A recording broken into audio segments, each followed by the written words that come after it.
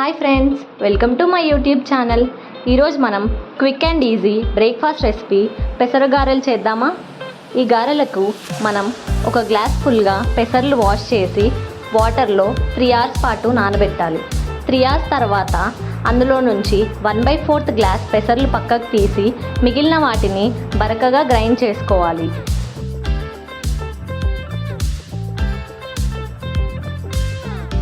ఆ గ్రైండ్ చేసుకున్న పేస్ట్లోకి ముందు పక్కన పెట్టిన పెసర్లు వేసి మెత్తగా మ్యాష్ చేసుకొని మిక్స్ చేసుకోవాలి.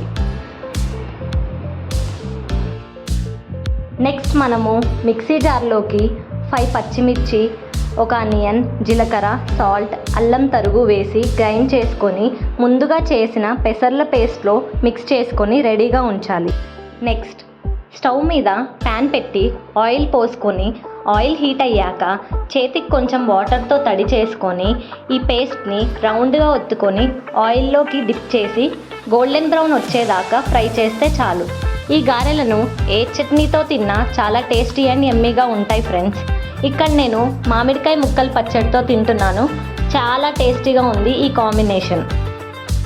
Thanks for watching this video. Subscribe for more videos.